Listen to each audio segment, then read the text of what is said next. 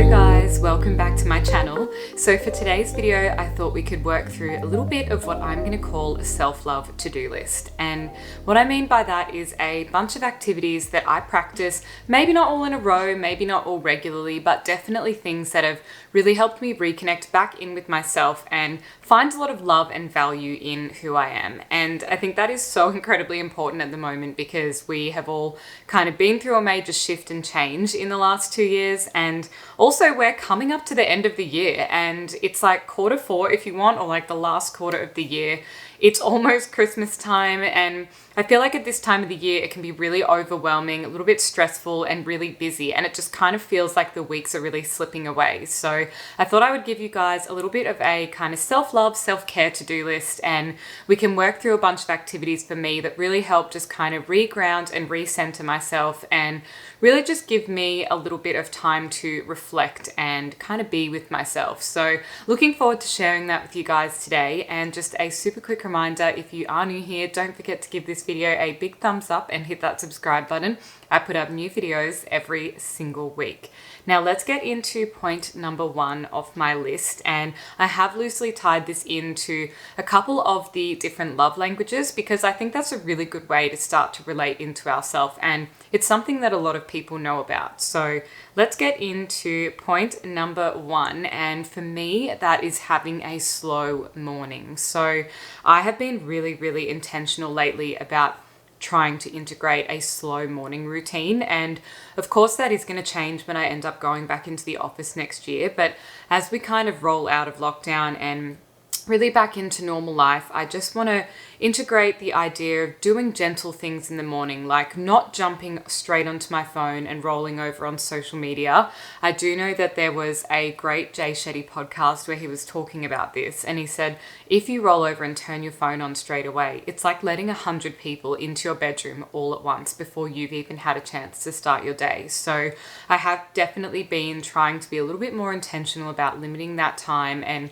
having a little bit of a mid-morning social media detox. So I'm just waking up, sort of checking in with myself, having a little stretch in bed, then I make my bed, head over to the kitchen, make my breakfast, or do a little bit of a workout, and all of this is getting done before I allow myself to access social media. The main reason for this is honestly just to be present, and I think that is something that a lot of us struggle with the amount of distractions and things that are around in the world. So if you can really try and slow down the things you're doing in the morning, and if that means waking up a little bit earlier, then I do think it is worth it, because rushing around can kind of cause that feeling of overwhelm or really trigger your anxiety and things. So the slower you take it and the more focused you are and present you are in every activity you're doing, the more likely you are to really start your day off in a positive way. My next item on the self-love to-do list is words of affirmation. And I have seen a couple of people do this in the way of having stickers on their mirror, which might have a really beautiful phrase on it,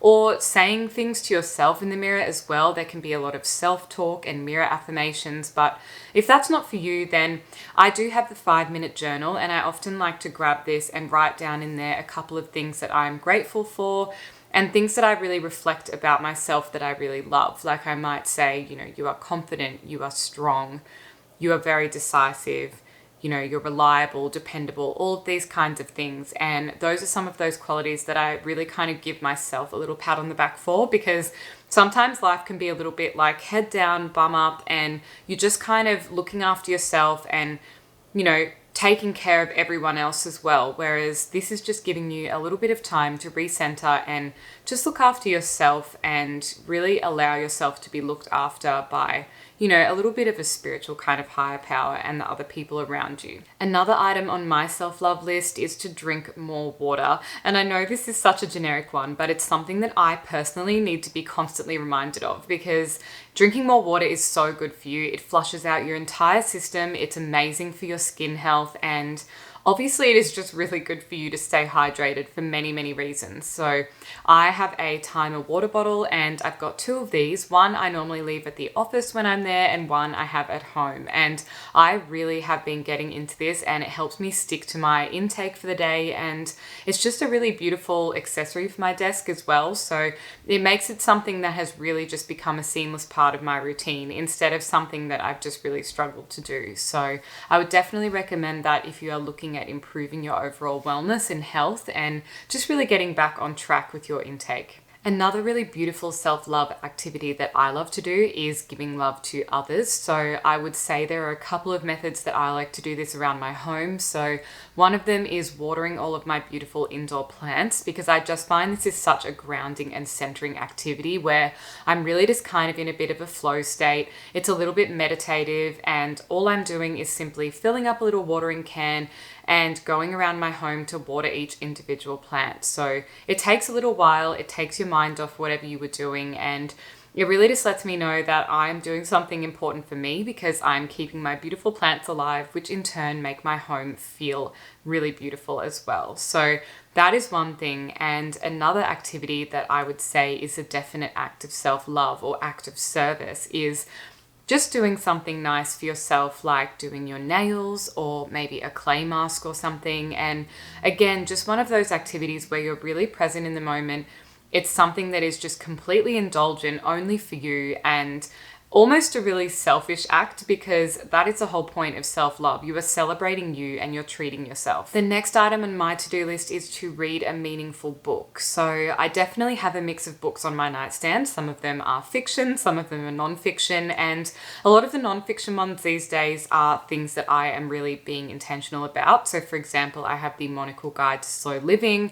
I've got a couple of self-development books, and these things have really started to change my life because I'm actually reading into content that is in itself quite transformative. So I do feel like having this blend of educational books as well as my, just general books for sort of interest reading is really just something that has switched up my routine and allowed me to just be learning while I'm relaxing as well. The last item on my self-care to-do list is another love language, and that is to do with physical touch or feeling. And of course, you may know what I'm about to say, which is self-pleasure. And self-pleasure is definitely a form of self-love that I know a lot of us can be kind of uncomfortable with talking about. But for me, I think our sexuality and reconnecting in with our bodies is really something beautiful to be celebrated, and absolutely not something to be ashamed of. So I have been partnering with Vush, and they were kind enough to send me their Vush Empress, and I just think this is the most beautiful device, and it is also just something that is super small and discreet that you can just tuck away into your nightstand. And